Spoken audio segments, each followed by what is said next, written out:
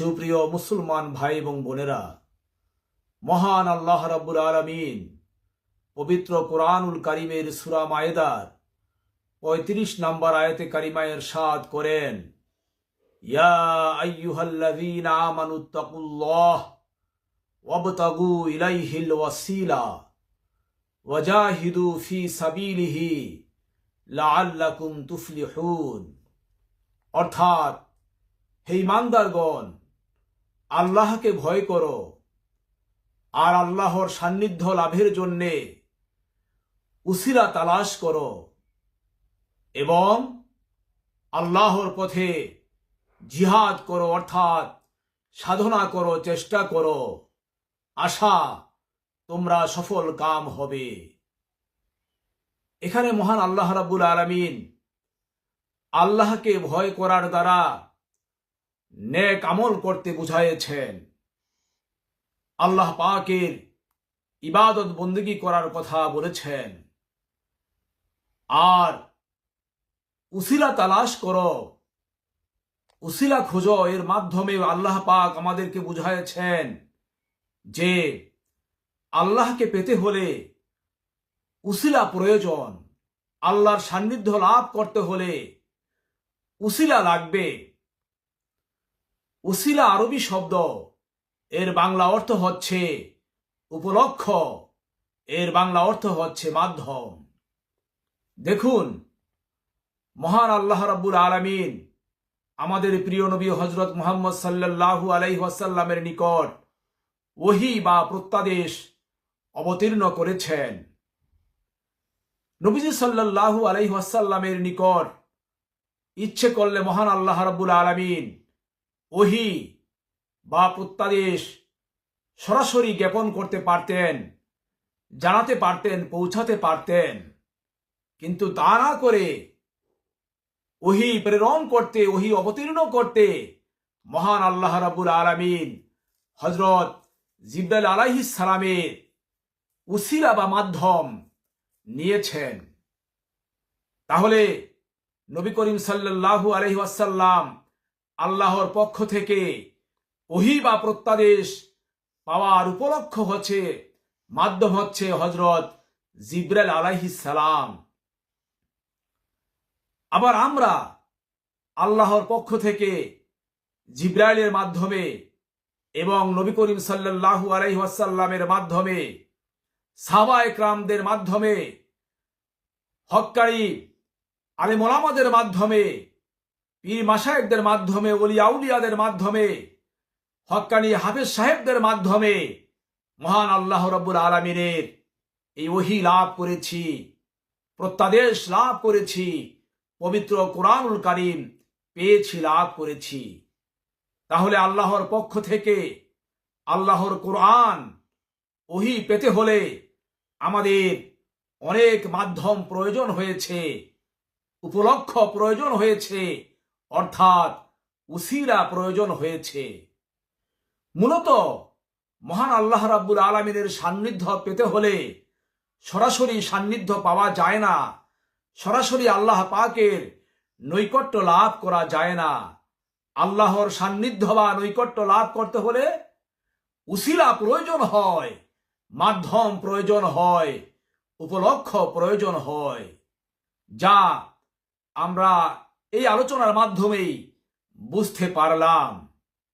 দেখুন, মহান আল্লাহ রাব্বুল আলামিন ইচ্ছে করলে আমাদের এই সুন্দর বসুন্ধরাকে, আমাদের এই ধরণীকে সরাসরি আলো দিয়ে আলোকিত করতে পারেন। কিন্তু আল্লাহ পাক সরাসরি আলো দিয়ে আমাদের এই সুন্দর বসুন্ধরাকে, এই সুন্দর ধরণীকে আলোকিত করেন না।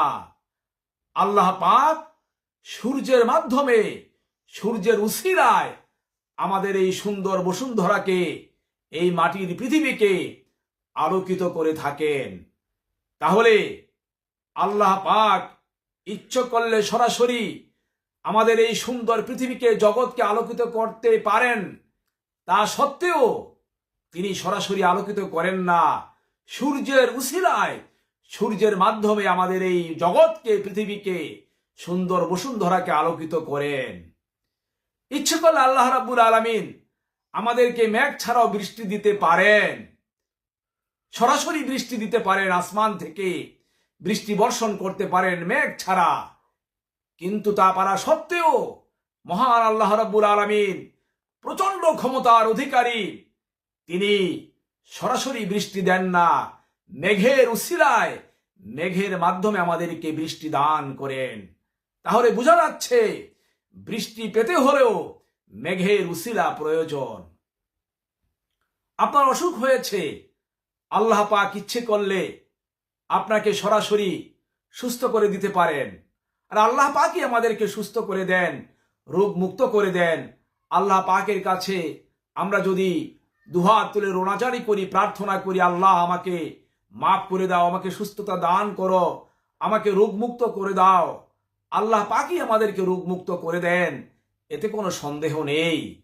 কিন্তু আল্লাহ পাক সরাসরি রোগ মুক্ত করেন না, আমাদেরকে ডাক্তারের কাছে যেতে হয়, ঔষধ খেতে হয়। তাহলে রোগ মুক্ত হওয়ার জন্যে ডাক্তারের উসিলা প্রয়োজন, ঔষধের উসিলা প্রয়োজন, ডাক্তারের মাধ্যম প্রয়োজন, ঔষধের মাধ্যম প্রয়োজন। আপনার কাছে অনেক টাকা আছে, আপনি আল্লাহকে বললেন যে আল্লাহ পাক আমাকে একটা বিলাসবহুল আলিশান বড় একটা রাজপ্রাসাদ বানিয়ে দেন, একটা আলিশান প্রাসাদ বানিয়ে দেন, একটা বহুতল বিশিষ্ট বাড়ি করে দেন। আল্লাহ পাকই তার দয়ায়, তার মায়ায়, তার কুদরত দিয়ে আপনার এই আলিশান বাড়ি, বিলাসবহুল বাড়ি করে দিবেন, এতে কোনো সন্দেহ নেই। এটাই হচ্ছে আমাদের ঈমান। কিন্তু আল্লাহ পাক সরাসরি আপনার বাড়ি তৈরি করে দিবেন না, আপনার ইঞ্জিনিয়ারের উসিলা লাগবে, রাজমিস্ত্রির উসিলা লাগবে। এই ইঞ্জিনিয়ার বা প্রকৌশলীর মাধ্যমে, রাজমিস্ত্রির মাধ্যমে, ইঞ্জিনিয়ারের উসিলায়, রাজমিস্ত্রির উসিলায় আল্লাহ পাক আপনার এই বিল্ডিং বা বহুতল বিশিষ্ট বাড়ি তৈরি করে দিবেন। আলহামদুলিল্লাহ। ইচ্ছে করলে আল্লাহ পাক আমাদেরকে সরাসরি আসমান থেকে পাঠাতে পারেন, সমস্ত মানুষদেরকে আসমান থেকে সরাসরি পাঠাতে পারেন। বাবা মার উসিলা প্রয়োজন হয় না, কারণ আল্লাহ পাক তো সমস্ত ক্ষমতার উৎস। আন্নাল কুওয়াতা লিল্লাহি জামিয়া, তিনি সমস্ত ক্ষমতার উৎস। তার ক্ষমতার, তার জ্ঞানের, তার গুণের কোনো কমতি নেই, শেষ নেই। তিনি মহান শক্তিধর। তাহলে আল্লাহ পাক ইচ্ছে করলে আল্লাহ পাক আমাদেরকে সরাসরি আসমান থেকে পাঠাতে পারেন। বাবা মার প্রয়োজন হয় না, পিতামাতার প্রয়োজন হয় না। তা সত্ত্বেও মহান আল্লাহ রাব্বুল আলামিন কখনো আমাদেরকে আসমান থেকে সরাসরি পাঠান না, বাবা মার উসিলায়, বাবা মার মাধ্যমে আমাদেরকে দুনিয়ার বুকে প্রেরণ করেন।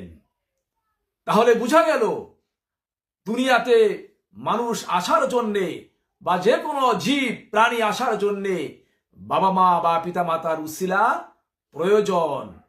বাবা মার উসিলায়, বাবা মার মাধ্যমে আল্লাহ পাক আমাদেরকে দুনিয়ার বুকে প্রেরণ করেন, পাঠিয়ে থাকেন। সব ক্ষেত্রে দেখবেন চিন্তা ভাবনা করে যে উসিলা প্রয়োজন, মাধ্যম প্রয়োজন, আল্লাহ পাকই এই উসিলা বা মাধ্যম তৈরি করে দিয়েছেন। সুবহানাল্লাহি বিহামদি। তাহলে সব ক্ষেত্রে যদি উসিলা প্রয়োজন হয়, মাধ্যম প্রয়োজন হয়, তাহলে মহান আল্লাহ রাব্বুল আলামিনের নৈকট্য, সান্নিধ্য পেতে হলে উসিলা প্রয়োজন হয়, মাধ্যম প্রয়োজন হয়। এটাই স্বাভাবিক, এটাই আমাদের কাছে পরিষ্কার। উসিলা ছাড়া, মাধ্যম ছাড়া কখনো আল্লাহ পাকের নৈকট্য পাওয়া সম্ভব নয়। মাধ্যম ছাড়া আল্লাহ পাকের সান্নিধ্য পাওয়া সম্ভব নয়, তার দিদার পাওয়া সম্ভব নয়, তার রেজামন্দি হাসিল করা সম্ভব নয়।